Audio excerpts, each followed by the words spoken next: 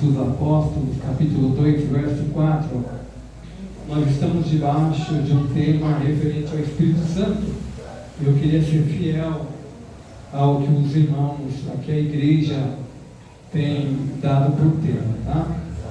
Livro de Atos, capítulo 2, verso 4, que diz assim: e todos foram cheios do Espírito Santo e começaram a falar em outras línguas, conforme o Espírito Santo lhe concedia que falassem. Amém? Se puder abrir também no livro de Atos, capítulo 12. Livro de Atos, capítulo 12, verso 1, que diz assim, na minha tradução: ora, naquele tempo o rei Herodes estendeu suas mãos para maltratar alguns da igreja, e matou Tiago, irmão de João, à espada. E ele, vendo que isso agradara aos judeus, prosseguiu e tomou também a Pedro. E era o dia dos pães asmos. E havendo-o prendido, ele o colocou na prisão, entregando a 4 quaternos de soldados, para que os guardassem, querendo apresentá-lo ao povo depois da Páscoa. Portanto, Pedro era guardado na prisão, mas a igreja fazia oração sem cessar por eles a Deus. Verso 6: e quando Herodes estava para trazê-lo nessa mesma noite,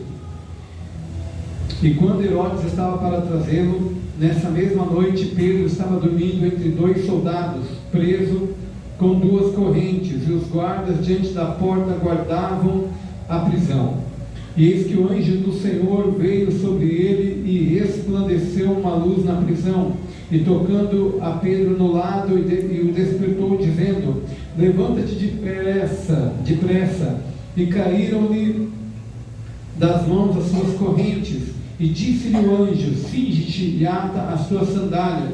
E assim ele o fez. E ele disse-lhe: lança a tua veste sobre ti e segue-me. E ele, saindo, o seguia, e não sabia que era verdadeiro o que estava sendo feito pelo anjo, mas ele achava que via alguma visão.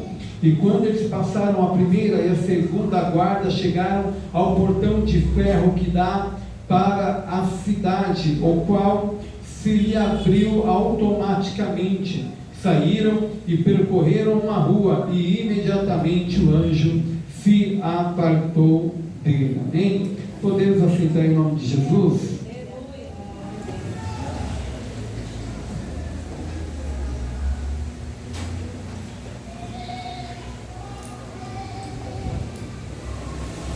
Irmãos, quando nós olhamos para a palavra, nós observamos que Deus criou o ser humano, não foi para ter uma vida passageira. Quando Deus cria o ser humano para ser eterno. Adão não foi criado para viver 930 anos como viveu, mas o projeto de Deus é que nós viéssemos viver eternamente. Porém, no jardim do Éden, no jardim que estava dentro do Éden, havia 2 árvores: a árvore da ciência do bem e do mal e a árvore da vida. Deus deixou bem claro de que qualquer árvore você poderia comer o fruto, mas da árvore do conhecimento do bem e do mal, isso não poderia comer, porque certamente se comesse, eles iriam morrer. Quando eu olho para isso, eu percebo que certa feita Adão lhe come do fruto proibido. E comendo do fruto proibido, 3 coisas entram na terra: o pecado, a enfermidade e a morte. Quando o pecado, a enfermidade e a morte entram na terra, o homem passa a ter uma coisa que não tinha por sua desobediência. O homem, ele tinha tudo da parte de Deus. O homem tinha tudo, o seu descanso, o seu relacionamento com Deus, a sua intimidade com Deus, mas por pecar, a morte e a enfermidade e o pecado entram. E quando entram, observe que esse homem que estava no jardim, no Éden, ele é tirado. Deus coloca 10 anjos com 2 espadas para que ninguém entrasse lá. Nós vamos ver que o povo vai se multiplicando e 2 descendências vão nascendo: a descendência de Caim e a descendência de Sete. A descendência de Sete é a descendência santa, que vem vindo pelo lado daqueles que agradavam a Deus. Porém, havia uma descendência de Caim, que eram pessoas que desagradavam a Deus.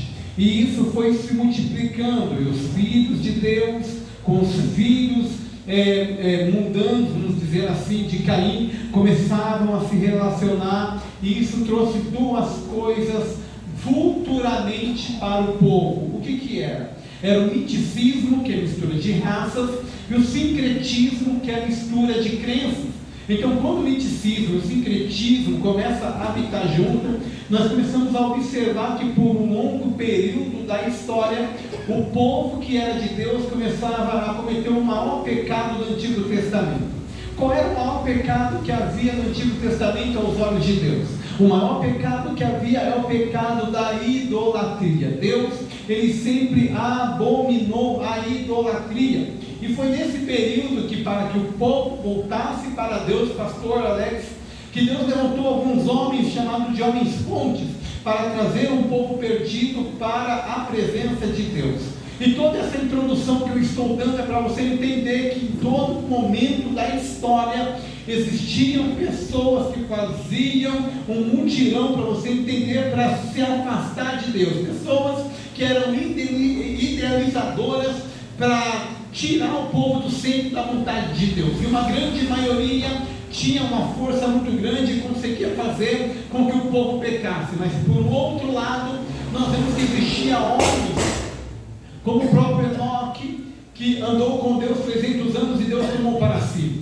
Deus levantou Noé, e através de Noé Deus deu uma nova possibilidade de uma nova geração nascer e adorar a Deus, coisa que nós observamos que não aconteceu. O pecado continua reinando. Deus levantou outros homens, como o próprio Abraão, o próprio Isaac, o próprio Jacó, o próprio José, o próprio Moisés, posteriormente Josué. Deus levantou Elias, Deus levantou Eliseu, Deus levantou tantos homens que eram capazes de ser usados por Deus, mas só que esses homens, eles não tinham algo ao qual nós temos hoje. O que esses homens que eram cheios de poder tinham que eles não tinham que nós temos hoje? Nós temos que observar algo muito interessante. Estamos falando do Espírito Santo de Deus. Quando eu falo do Espírito Santo, eu falo da pessoa, da divindade composta, porque Deus, ele é um ser dividido entre o Pai, o Filho e o Espírito Santo. É mais ou menos assim: imagine 3 pessoas, e o elo dessas 3 pessoas, que é do Pai, do Filho e do Espírito Santo, é o Espírito Santo centralizando o Pai no Filho. A Bíblia nos diz que no livro de João, capítulo 13, um discípulo chamado Felipe fala: nos mostra o Pai, Jesus, e isso já basta. Jesus olha para aquele Felipe e fala: olha, quem vê o Pai vê a mim, porque eu estou no Pai e o Pai está em mim.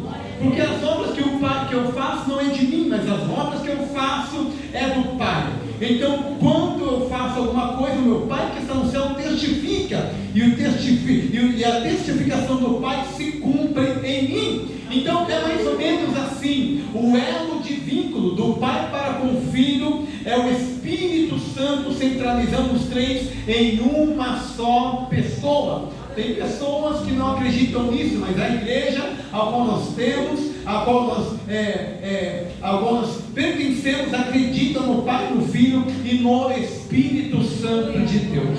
Então, o que nós temos hoje? Hoje nós temos o Espírito Santo dentro de nós.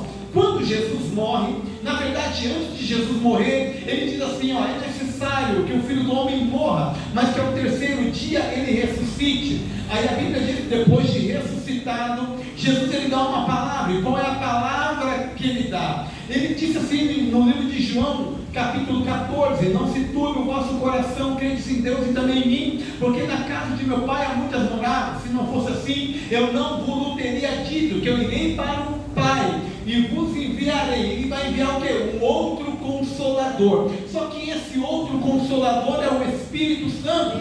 E qual que é a diferença de quando Jesus morre, ressuscita e faz a promessa que enviaria outro Consolador? É que no Antigo Testamento, do livro de Gênesis até o livro de Malaquias, e até mesmo antes da morte de Jesus, o Espírito Santo, ele não habitava dentro da pessoa, ele habitava sobre a pessoa. Porém, quando Jesus morre e ele ressuscita, ele faz a promessa do Espírito Santo vir, o Espírito Santo não ia estar sobre a nossa vida, pastor, mas o Espírito Santo, ele ia estar dentro de nós. Então, por que ele estaria dentro de nós, e por que no Antigo Testamento ele não estava dentro dos homens? Porque eram homens que por um período eram capacitados de uma experiência com o Espírito Santo. Você não lembra de Sansão? Quando o Espírito de Deus se apoderava de Sansão, Sansão ia lá e matava todos os filisteus. Mas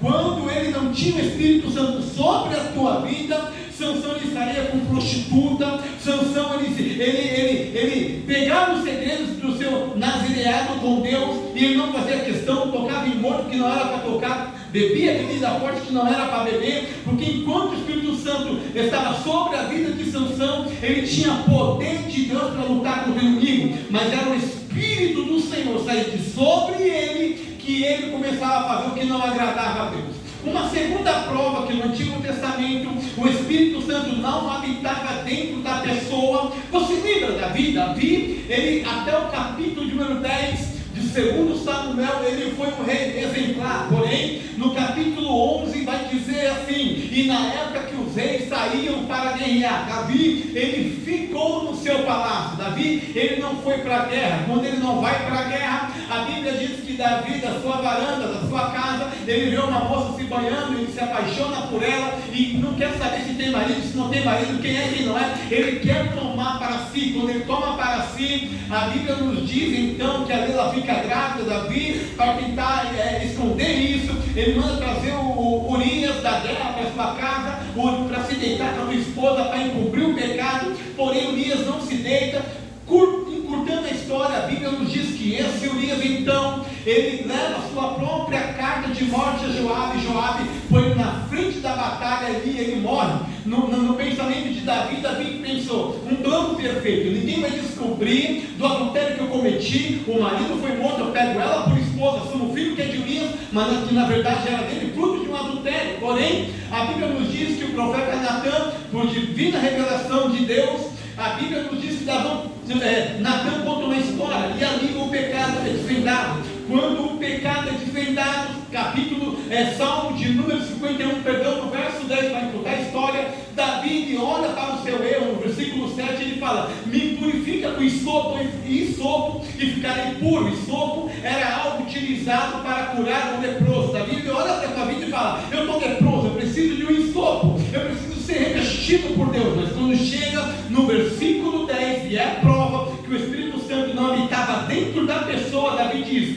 então, Senhor, cria dentro de mim um espírito puro e reto, para que eu não peque contra ti. Davi, ele entendia algo, ele pediu algo que era impossível, que o Espírito Santo habitasse dentro dele. Por quê? Porque o Espírito Santo estava sobre ele, pastor, e não dentro dele. Então Davi olha e fala assim: eu não posso ter o Espírito Santo sobre a minha vida, porque se ele estiver sobre a minha vida, eu vou continuar a pecar. Mas agora, se Deus colocou o Espírito dele dentro de mim, eu não vou pecar, eu não vou ceder, mas eu vou ser fiel a Deus, eu vou andar com Deus, eu não vou ser o mesmo, e eu vou marcar a minha história. Fato é que depois que Davi errou, a vida dele nunca mais foi a mesma. A Bíblia nos diz que uma coisa abominável entra na casa de Davi: uma filha é molestada, o outro irmão morre, o outro irmão se levanta e o outro irmão também morre, um general levanta e mata outro irmão. As mulheres de Davi, que eram as concubinas, é colocado em praça pública, e o filho mais velho começa a ter relações, você sabe o que eu estou dizendo, em praça pública. Davi, ele sofreu as maiores vergonhas da época. Por quê? Porque ele não tinha o Espírito Santo dentro dele. Quando ele não foi para a guerra, tem pessoas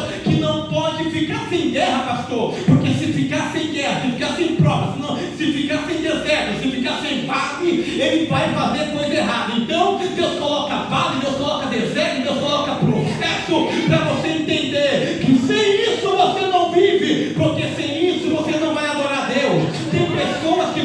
passar pelo processo, ele não vem para o culto. Tem pessoas que estão enfrentando o deserto, ele não vem para o culto. Tem pessoas que não faz propósito diante da dificuldade, mas tem pessoas que com dificuldade ou sem dificuldade ele vem para o culto, com dificuldade ou sem dificuldade ele adora a Deus. Eu já vou falar o que Deus está mandando no meu pensamento. Sabe que Deus está dizendo? Ei, para você que tem obra, para você que tem um ministério, eu não consigo acreditar uma pessoa que tem obra, que tem um ministério, que ama a palavra, que ama a Deus, e por qualquer coisinha ele fala, eu não vou fazer mais, eu não vou fazer mais, vai fazer outro, vai ver. Deixa eu dizer algo, isso não é coisa infantil. Se você tem ministério, não mistura as coisas. Se você tem comprometimento com as irmãs, não mistura as coisas. Deixa eu dizer algo, se você é um obreiro, não mistura as coisas. Deixa Deus te usar. Não se apega a coisas pequenas não, porque existe algo muito maior para a tua vida. Deixa eu dizer algo, talvez essa situação é para você amadurecer e para você entender que essa aprovação não vai ser maior do que o chamado de Deus sobre a tua vida. Eu já quero liberar uma palavra sobre a tua vida. Pode se levantar o que for, palavra que for, situação que for, você não vai sair da tua posição, mas você vai entender que essa situação não é para te abater, mas é para te levantar, para você ser seu ministério que ele determinou para a tua vida. Se é para abandonar, abandona o pecado. Se é para deixar, deixa o erro. Se é para largar, larga as coisas que não agradam a Deus e busque a Deus em nome de Jesus. Tudo que Elias fez, tudo que Eliseu fez, é porque tinha sobre a vida dele o Espírito Santo. Agora, se Deus fazia tudo isso com alguém que tinha o Espírito Santo sobre a vida dele, quem dirá na minha, na tua vida, que não é sobre nossa vida, está dentro da nossa vida. Isso eu quero explicar bem explicativo para entrar no texto. Por que o Espírito Santo está dentro de nós? Porque nós temos uma essência. Tem a essência de Deus e a essência do ser humano. A essência de Deus é divina, e os atributos de Deus é a onisciência, a onipotência e a onipresença. A nossa essência é corpo, é alma e espírito. Só que quando nós não conhecemos a Cristo, quando não aceitamos Jesus, nós temos esse corpo, nós temos a nossa alma e nós temos o nosso espírito humano. Aí quando aceitamos Jesus, o que acontece? O Espírito Santo habita dentro de nós. Nós somos morada do Espírito Santo.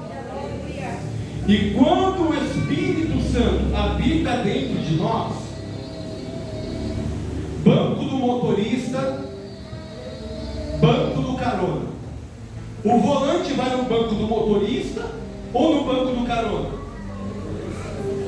Muito baixo pela quantidade de gente. O volante vai no banco do motorista ou do passageiro? Quando o Espírito Santo faz morada na tua vida, antes de fazer, quem está morando é o espírito humano, é o teu eu, é o teu desejo, é a tua vontade. Então quem dirige a tua vida é você. Só que quando você aceitou Jesus, sabe o que aconteceu na tua vida? O Espírito Santo, muito educado, ele disse: meu filho, sai do banco do motorista, vai para o banco do carona e deixa o Espírito Santo direcionar a tua vida. É por isso que quem fala palavrão não fala mais. Quem pecava não peca mais. Porque não é ele que está dirigindo, é o Espírito Santo. E eu tenho um recadinho para você. Não ouse querer tomar de novo o controle do volante. Porque uma vez que ele assumiu o volante, eu tenho uma notícia para a tua vida: ele não comete infração. Você comete infração, mas o Espírito Santo não. Ele vai preparar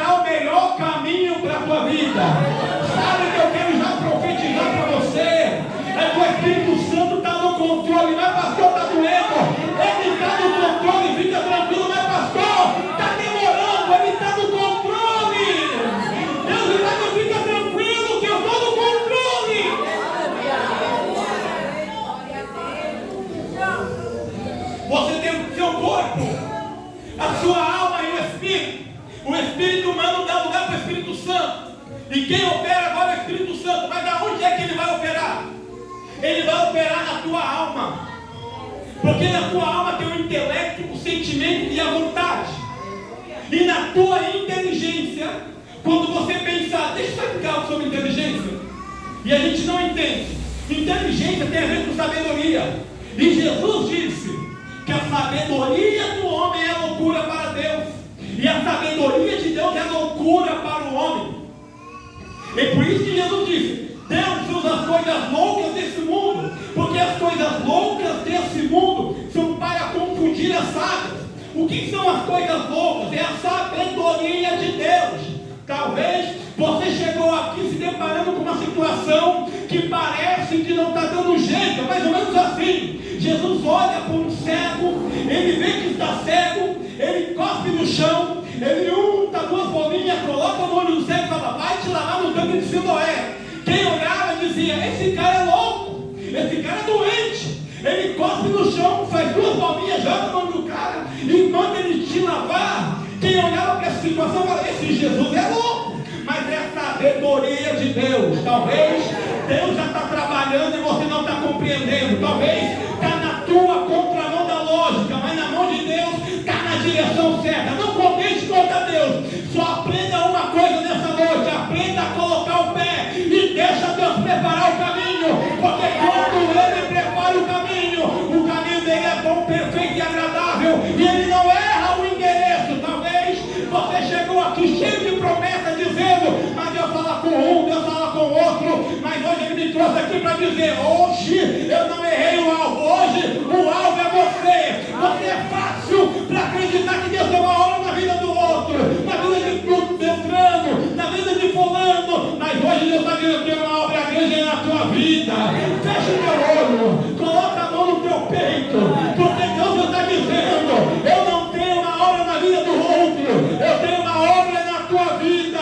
E sabe o que eu quero te dizer? Não impeças o que Deus tem na tua vida. Te levanta, sacola a poeira, não olha para a dificuldade, não olha para a luta. Você está dando muito ibope para quem não é para dar. Você está ouvindo muita notícia que não é para ouvir. Você está dando credibilidade para quem não tem vida com Deus. Mas comece a dar ouvido para quem tem palavra de Deus, para quem tem conselho de Deus, para quem tem intimidade com Deus.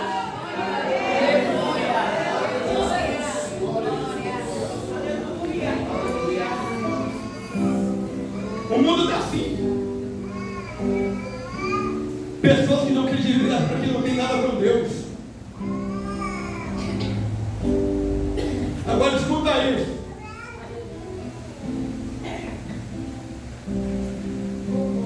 Jesus veio trazer o Espírito Santo. Não foi somente para Ele guiar a tua vida. E aonde eu queria chegar? Porque o Espírito Santo, ele toma o lugar do Espírito humano. Então não é você que age, é o Espírito Santo que vai agir por você. Então o que você pecava, você não pode pecar mais. Erros que vocês cometiam, não pode ter mais. Quem tem o Espírito Santo não vive em prática de pecado. Ele pode pecar por um acidente. O que é pecar por um acidente? Pecar por um acidente é você não premeditar o pecado. Pecou por acidente, fica tranquilo.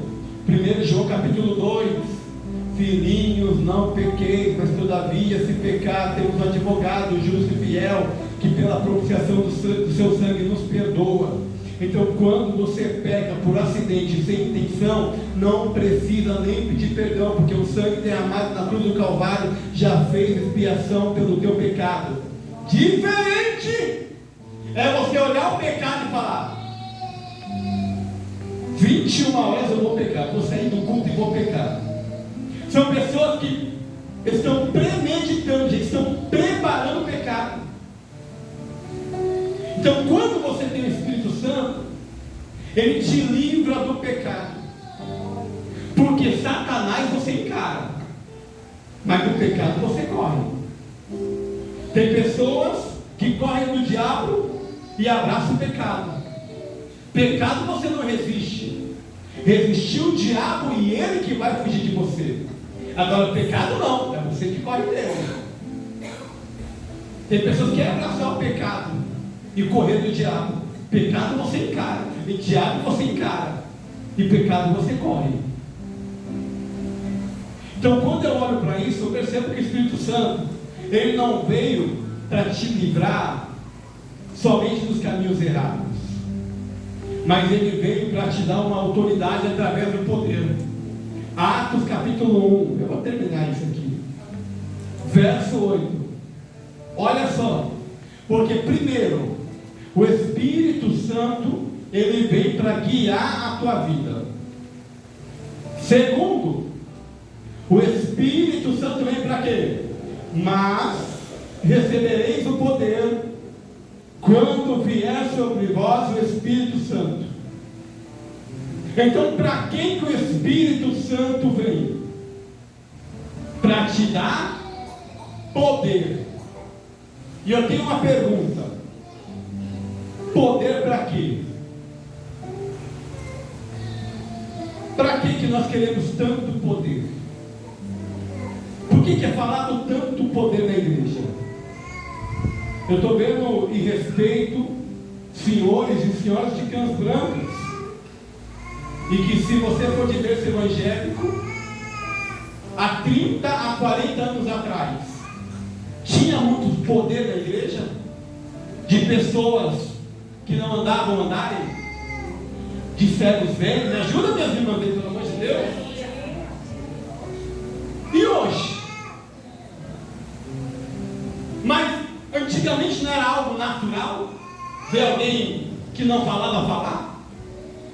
Antigamente não era natural alguém que não andava entrar dentro da igreja e andar? Era normal, e por mais que eu tenha 37 anos, eu peguei um pouco dessa fase no começo, de pessoas que não andavam. Hoje, irmão, a ideologia do evangelho mudou. A ideologia é porque eu não vou falar do capítulo 3, porque no capítulo 3 tem um homem na porta formosa, e o que oferecem para ele é o evangelho de esmola. Toma uma moedinha, toma uma moedinha, toma uma moedinha, e toma uma moedinha. Só que aquilo não levantava ele. Aí Pedro e João, quando está passando, ele olha para aquele coxo e fala: fita bem os olhos em nós. E ele diz: eu não tenho ouro e nem prata, mas o que eu tenho eu te dou. Levanta e anda. Pedro queria mostrar que o evangelho verdadeiro não é o evangelho de ajudinha. O evangelho verdadeiro é o evangelho que levanta. Levante pessoas que estão caídas. Levanta pessoas que estão fracas. Ora, macalácia. É para isso. Atos 1:8. É o evangelho de poder. É poder para quê? Diga, pastor. Para 4 motivos. Fala, para 4 motivos, pastor. O primeiro motivo está no capítulo 2, que diz assim: quando o dia de Pentecostes chegou completamente, todos estavam unânimes no mesmo lugar, e de repente veio um céu como um som veemente impetuoso e encheu toda a casa, e lá apareceram eles línguas divididas como de fogo, e pousou sobre cada um deles, e todos foram cheios do Espírito Santo. Então eles são cheios do Espírito Santo para ter um direcionamento e para ter poder de Deus. E esse poder é para 4 coisas. Primeiro, está no capítulo 2 mesmo, na primeira pregação de Pedro, para ganhar 3.000 almas. Então por que você tem que ser cheio do Espírito Santo? Para ele te guiar, para ele te dar poder, para quando você abrir a tua boca você dar fruto. Jesus disse no livro de João capítulo 15: toda vara que dá em mim produz fruto, o que não produz é cortado e lançado no fogo. Temos que dar fruto, temos que ser exemplo. Ah, mas o meu negócio é com Deus. É porque você não leu Bíblia. Porque quando você lê 1 Tessalonicenses capítulo 2, vai dizer, no versículo 10, o Paulo dizendo: vós sabeis o quanto fui íntegro, reto, diante de Deus e diante dos homens. Paulo está dizendo: eu tenho que ser uma pessoa exemplo, tanto para Deus quanto para os homens. Quem olha para mim tem que ver eu como homem de Deus. Quem olha para você como mulher de Deus. Acho que é isso mesmo, versículo 10. Vós e Deus sois testemunhas de quão santa e justa e irrepreensível nos louvemos para convosco os que credes. É só Deus, irmão? A congregação tem que ver Deus na tua vida, pastor Alex. E o Senhor, com todo respeito, tem que ver Deus na vida da congregação. O Evangelho é isso. Não, o meu negócio é com Deus. Que Bíblia que você está lendo, pelo amor de Deus? Quer ser exemplo aqui, mas não é exemplo na tua casa. Fala glória a Deus aqui, mas lá fora só o sangue de Jesus. Tem que ser exemplo. E se você quiser pegar meu telefone e ligar para minha esposa, eu te dou um número aqui, agora você liga para ela, para ver quem está pregando nesse altar.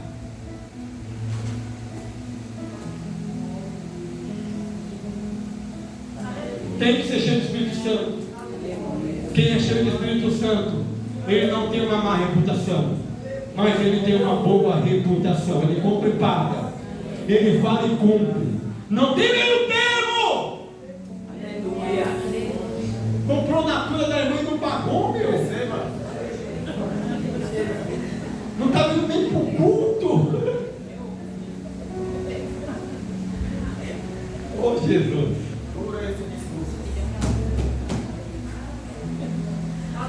E tem pessoas, pastor, que por tão pouco ele perde a tua credibilidade. Tem pessoas que por R$10 perdem a tua credibilidade de homem e de mulher. Então o primeiro motivo é para pregar a palavra. Não precisa altar não. Pregue por onde você passar e seja um exemplo. O teu testemunho é tão grande que nenhuma palavra expressada expressa a mensagem que você carrega de Deus. O teu comportamento, o teu testemunho prega mais do que uma hora aqui. O segundo motivo, eu já falei, que está no capítulo 3, que é para ganhar almas. Só que quando chegam no capítulo 4, eles observam que tem que ser cheio do Espírito Santo por mais um motivo. Me pergunta: qual motivo, pastor? Qual motivo? Para suportar as provações da vida. É bom ser cheio do Espírito Santo para ter poder. É bom ser cheio do Espírito Santo para pregar a palavra na igreja ou fora da igreja e pessoas te ouvirem e aceitarem a Jesus. É bom ser cheio do Espírito Santo para, através da tua vida, pessoas que estavam desenganadas serem curadas, através da tua oração serem beneficiadas. Mas quando chega o capítulo 4, ele quer mostrar algo muito interessante, que é bom ser cheio do Espírito Santo para suportar as provações da vida. E não pasmem, eles tiveram que ser muito mais cheios do Espírito Santo, Diácono Lucas, para suportar as provações do ministério. Porque quando você faz algo bom, alguém dá tapa no teu ombro e fala: você é de Deus, é fácil. Eu quero ver quando o seu nome foi colocado em uma situação que você não tem nada a ver. Eu quero ver você ter estrutura para calar a boca e dizer: Deus é meu juiz, Jesus é meu advogado. Aí quando chega no capítulo número 4, olha o que vai começar a acontecer. No capítulo 4, enquanto eles falavam, o povo, os sacerdotes e o capitão do templo, os saduceus, vieram a eles, muito irritados porque ensinavam ao povo e pregavam através de Jesus a ressurreição dos mortos, e lançaram a mão deles e os colocaram sob custódia até o dia seguinte, porque já era tarde. O prenderam, irmão. Aí prenderam ele. É a provação.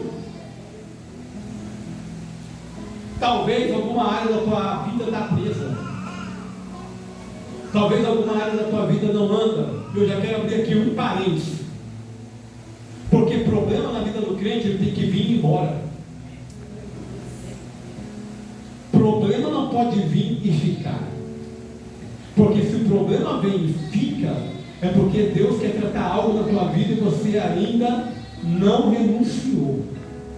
Exceto, você está na igreja, tem alguém da tua família que não é crente, você ora 1 ano, 5 anos, 10 anos, 20 anos, continua orando, e você, por amar essa pessoa, você vive uma provação na tua vida. Isso não é uma prova, isso é questão do amor, que o inimigo cega a pessoa. Agora, no demais, não. Se o problema veio e ficou, é porque você tem que renunciar a alguma coisa. O problema não pode vir e ficar. O deserto não pode vir e você morar no deserto e morrer no deserto. O povo era para andar 40 dias no deserto, ficaram 40 anos. Tem coisas que é para vir e usar como experiência e ir embora. Jesus foi para o Getsemane, mas não morreu no Getsemane. Jesus foi preso, mas não morreu na prisão. A morte veio, mas por ser santo ele está vivo hoje. O problema veio para Jesus e pior do que o meu e o seu. Mas ele não abriu mão da tua fidelidade com Deus.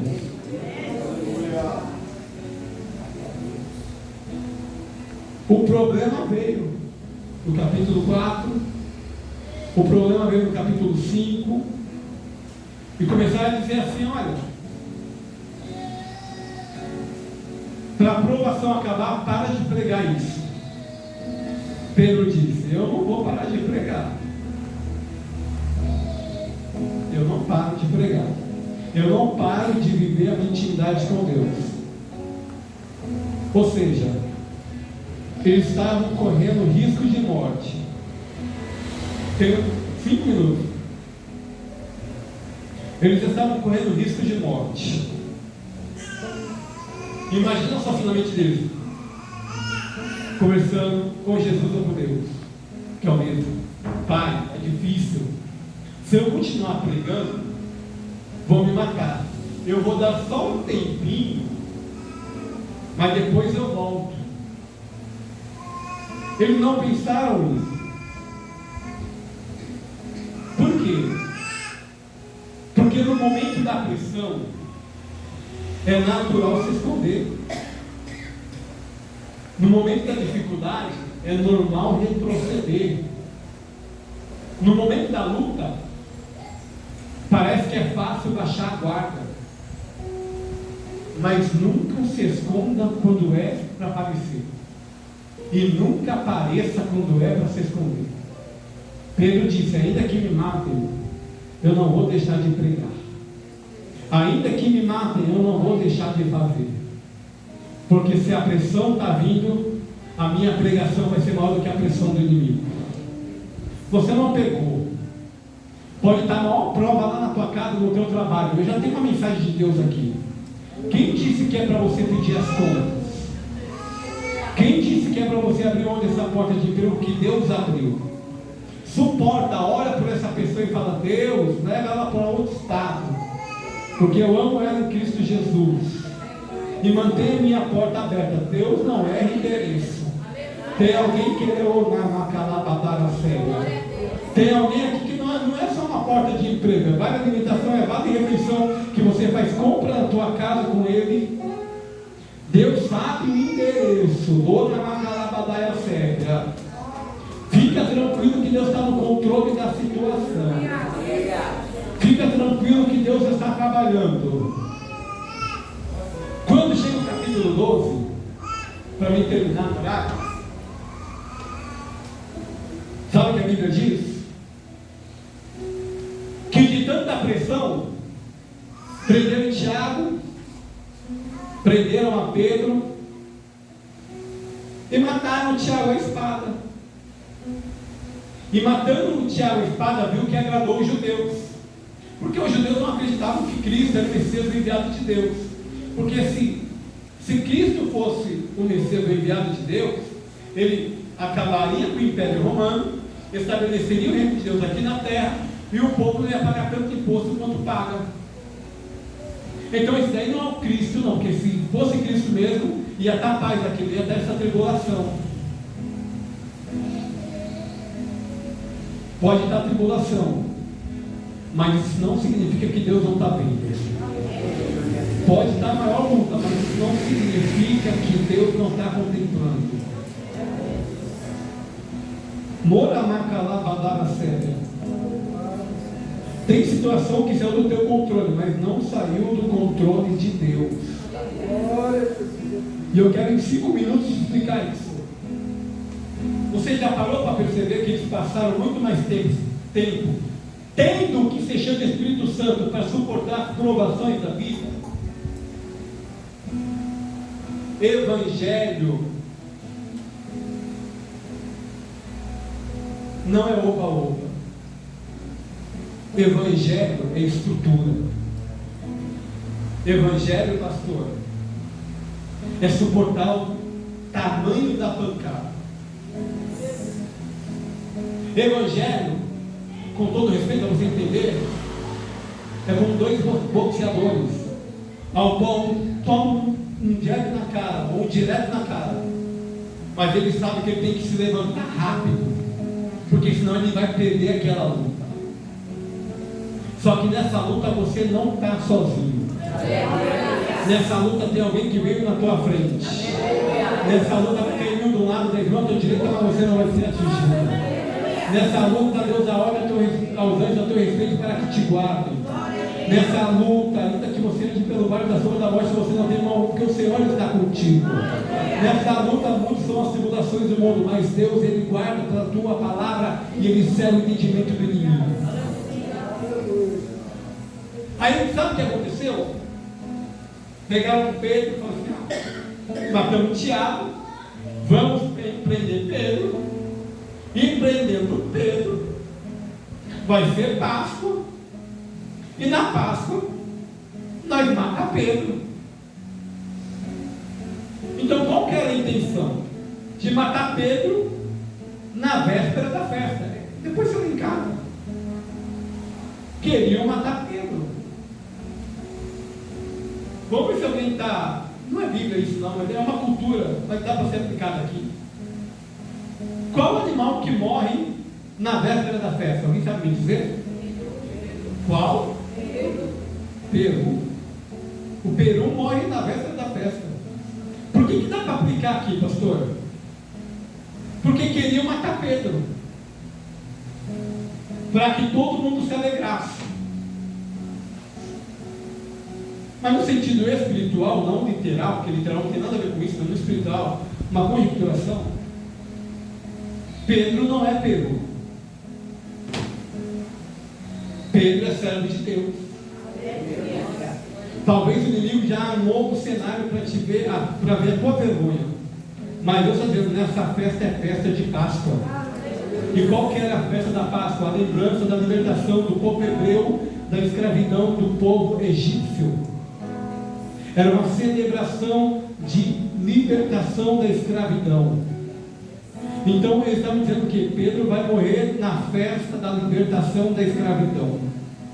Aí a Bíblia diz que Pedro, sabendo que vai morrer, o que ele faz, pastor? Ele vai dormir. Quem sabendo que vai morrer, vai dormir? Alguém ia dormir? Agora, por que Pedro vai dormir? Porque maior do que... Oh meu Deus! Eu vou ser obediente. Porque maior do que a palavra do inimigo é o que Deus determinou para a minha vida. Primeiro, João, Evangelho de João, capítulo número 21, está aqui atrás, ó, para terminar no horário, eu sou obediente. Olha o que diz no livro de João, Evangelho 21, verso de número 18, perdão, 17, 18, 21, 18. Pedro, tu me ama, Pedro, tu me ama, sabe que eu te amo, Pedro, tu me ama, você já foi mais do que eu. Tenho 30 segundos. Aí Jesus, depois de ouvir isso de Pedro, ele fala: na verdade eu te digo, quando tu era jovem, te fingia a ti mesmo, e andava por onde queria, mas quando envelheceres, estenderás tuas mãos e outro te fingirá e te levará para onde tu não queres. Jesus está dizendo, quando você for velho, quando Pedro vai para a prisão, ele não é velho ainda. E quem é que falou para ele que ele ia morrer na velhice? Jesus. Aí ele estava entendendo, opa, eu estou na prisão, falaram que eu vou morrer, mas eu vou dormir. Por quê? Porque maior do que a sentença de Herodes é a palavra que Deus determinou para a minha vida. Isso me dá a entender algo muito interessante. Que o teu real momento não tem nada a ver com a tua real realidade. O momento é uma coisa, mas a realidade de Deus para a tua vida é outra. Não olhe para a tua vida por aquilo que você está vivendo hoje, mas para aquilo que Deus está preparado para a tua vida. Aí a Bíblia diz que o anjo cutucou para ele, voltando, vai para fora. Ele meio grosso, sabe aquele crente meio, sabe, pentecostal, meio doido. Não sei o que está acontecendo, mas eu estou indo. Passou por uma parte Argentina, passou pela segunda. Quando foi chegando na rua, sabe o que acontece? Acontece algo que foi inventado por Deus. A porta automática se abriu. Não havia controle de... Porque aqui é automático, não é? Tem uma porta automática? Não tem. Mas tem portas automáticas. Você tem que apertar o controle, tem que apertar o botão, alguma coisa. Só que não tinha controle, não tinha botão. Pedro está saindo, a porta abriu automaticamente. Me pergunta por que vai me terminar. Porque quando eu sou cheio do Espírito Santo, não guia a minha vida, mas deixa ele guiar a minha. Quando eu estou debaixo do poder, o meu sentimento, o meu intelecto, a minha vontade é voltada para ele, as portas abrem naturalmente. Fica tranquilo, que a porta do emprego abre, o carro não vai chegar, a casa própria vai ter, porque Deus está no controle. E para mim finalizar, pastor, hoje o senhor pode cuidar aqui de 50 pessoas, mas Deus disse para mim, fala para meu filho que eu tenho 10 vezes mais para a vida dele. Vai ter um rebolista, vai ter algo grande, vai ter um trabalho, contando o senhor. Deus vai pegar o senhor, que na Macalahai. Deus não vai te mudar de bairro, Deus vai te colocar nesse bairro. Eu vejo uma reunião, nessa reunião, vendo um terreno, e esse terreno está sendo preparado e é 10 vezes maior do que esse. Eu vejo uma Macalahai séria, eu vejo um grande grupo de jovens, eu vejo um grande grupo de irmãos, eu vejo algo maravilhoso. O teu trabalho tem sido visto e tem sido comentado em algumas reuniões. Isso vai levar para um maioral dessa igreja. E o maioral é uma reunião contínua. Parece que é impossível, mas é impossível para o homem, mas é possível para Deus. Por quê? Porque existe um coração amoroso, e esse coração amoroso, e com o coração de Davi, vai trazer muitas pessoas para a tua volta. Diz o Senhor de Jesus. Fica tranquilo, em nome de Jesus, fica essa palavra. Amém?